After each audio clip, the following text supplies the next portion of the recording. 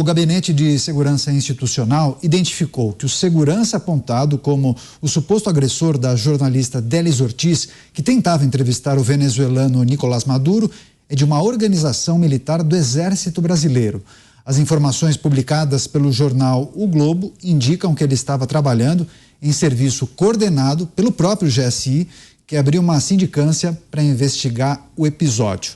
Agora, Cláudio Dantas, na capital federal, essa revelação de O Globo acaba tornando o episódio ainda mais grave, né? O GSI poderia ser chamado a partir de agora de Gabinete de Insegurança Institucional, hein, Dantas? O que a gente pode esperar agora?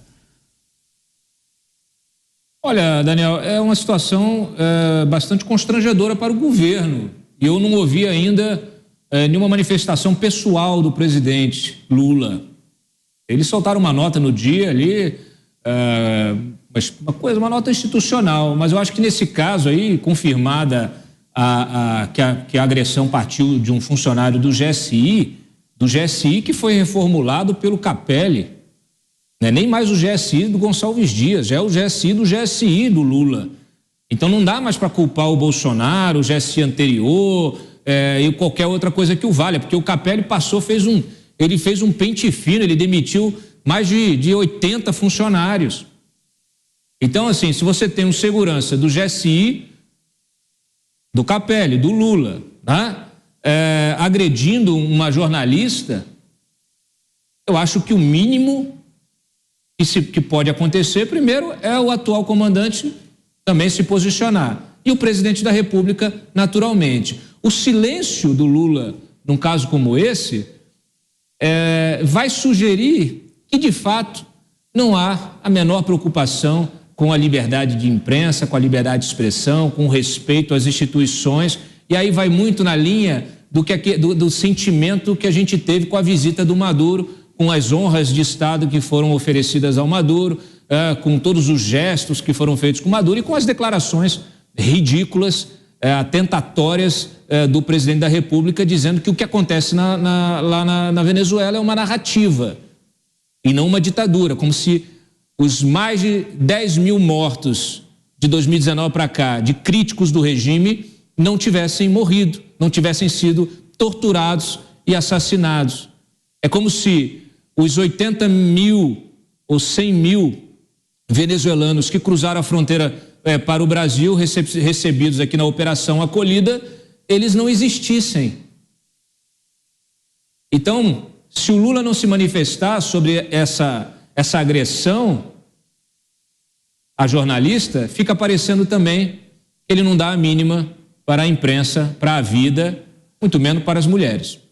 Pois é, agora Tiago Pavinato falavam que a agressão teria acontecido por um agente ligado ao ditador, inicialmente ao ditador Nicolás Maduro. Verdade, mas agora a apuração indica que trata-se de uma pessoa ligada ao GSI. Louca. Sabe o que é mais louco? Quando esta notícia saiu, já se sabia que era alguém do GSI. Depois a coisa foi sendo pasteurizada. A própria imprensa começou a pasteurizar essa notícia. Eu lembro, eu estava em Brasília na hora que isso aconteceu. E o que já corria era, e como eu estava voltando para São Paulo, eu não estava aqui no Pingos, o Dantas e o Trindade estavam no estúdio, já se corria que a repórter, ela levou um soco de alguém do GSI.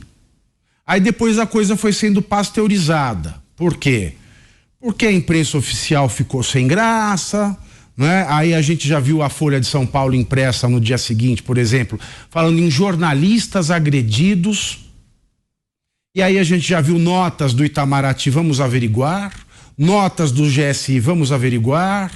E aí já começou a sair, não se sabe se foi alguém da segurança privada do Nicolás Maduro, do ditador Nicolás Maduro ou da GSI, vai se averiguar.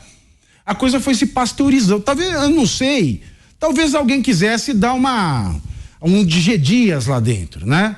Vamos passar um errorex aqui e falar que foi um segurança do Maduro, mas não conseguiram. Não conseguiram e a realidade se impõe. Porque outras pessoas começaram a filmar o local. Então você tem muitas imagens não oficiais, que são imagens de pessoas que estavam presentes nesse momento de agressão. Agora, então não me surpreende que isso tenha sido, que isso tenha acontecido por obra de alguém a comando do Gabinete de Segurança Institucional. Há um soldado de uma organização do Exército. Veja como se tenta pasteurizar mais uma vez. Por que eu estou falando pasteurizar? Eu estou dizendo pasteurizar no seguinte sentido: de você pegar a realidade que é bruta e torná-la pronta para consumo. É nesse sentido que eu estou dizendo pasteurizar. Igual leite de saquinho. Não é o leite que sai da teta da vaca. É o que vai lá, fica no fundo da gôndola da padaria. Então estou tentando pasteurizar por quê? Porque quanto mais palavras se coloca, mais distante esse soco fica da mão do presidente Lula. Não estou dizendo que ele desferiu o soco, mas ele é responsável. E nesse ponto, civilmente, pela teoria da responsabilidade civil objetiva, que está no Código Civil de 2002, que entrou em vigor em 2003, porque esse soco aconteceu num dos prédios que fazem parte da estrutura do governo federal, a responsabilidade civil objetiva pelos danos morais é da presidência. Porque a presidência, ela está no ápice desse organograma. Logo, tanto faz se esse soco tivesse vindo de um segurança vindo da Venezuela com o ditador Maduro, ou, como veio, de alguém sob comando do GSI, que é a segurança do presidente, Gabinete de Segurança Institucional ligado à Presidência da República. É um ministério. Tanto faz, porque aconteceu num evento do presidente da República, numa instalação do governo federal, que é chefiado pelo governo Lula, ele é civilmente responsável por esses danos morais. Sendo civilmente responsável, ele deveria se pronunciar. O silêncio do Lula é ensurdecedor. O silêncio do Lula é tão ensurdecedor. Os gritos desse silêncio são tão claros que não resta uma sombra de dúvida sobre a sua conivência com esse sim um ato de verdadeira misoginia. Agora, quando eu falo foi desferido por um membro de uma organização do Exército que estava a comando do GS, não importa, tudo isso distancia o acontecimento de Lula. É um movimento programado de movimentação e inserção de palavras dentro da notícia para que isso fique suavizado, para que isso não pese tanto nos ombros de Lula, que é o responsável. Fosse o autor do soco do Maduro, fosse ele, como é, do GSI. Ele, estando a serviço do GSI, era do GSI. O GSI é responsável. O GSI é responsável por esse soco. E sendo o GSI responsável por esse soco, é a presidência da República. E o fato é que Lula não se manifestou. Lula não se manifestou porque um dos seus seguranças, podia não estar ele lá, mas um dos seus seguranças, no horário de trabalho, em serviço, desferiu um golpe, ou seja, praticou o crime de lesão corporal contra uma mulher pelo fato dela ser mulher, porque com jornalista homem isso não aconteceu. O que leva à hipótese do artigo 129 do Código Penal, parágrafo 13, olha que engraçado. Parágrafo 13, que foi uma violência contra a mulher, pena pode ser reclusão de 2 a 4 anos. Portanto, senhores, o silêncio de Lula fala demais. O silêncio de Lula mostra que ele não está nem aí para os outros, muito menos para a mulher, muito menos ainda para a mulher que trabalha. Eu fiz a lei da igualdade salarial, uma lei inútil, que não precisava, porque a Constituição já proíbe ter salário diferente. Aí ele faz a lei para a mulher ter o salário igual, só que a mulher pode levar soco no peito. Onde é que você já se viu?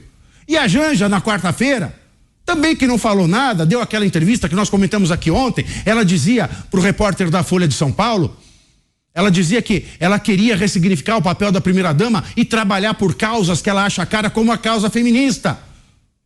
Se ela quer trabalhar pela causa feminista, o que ela está esperando para falar desse caso da Délis Ortiz? O que ela está esperando? Por que ela está silenciosa? O gato comeu a língua da primeira-dama? Pois é, você tocou em pontos importantes. A atual gestão, Roberto Mota, o atual presidente sempre enalteceu a relação que teria com a imprensa a partir do dia 1º de janeiro, que a paz e o amor iriam retornar ao país. Lula precisa vir a público e se pronunciar, é dever dele? E o silêncio de Janja? Essa é uma daquelas situações em que está tudo errado, do começo ao fim, não se salva absolutamente nada. Primeiro, um ditador fugitivo da polícia por narcotráfico é convidado para vir ao Brasil. Segundo, esse ditador é recebido aqui com honras de chefe de Estado, com juras de amor, com promessa de empréstimo e um aparato de segurança que agride jornalistas.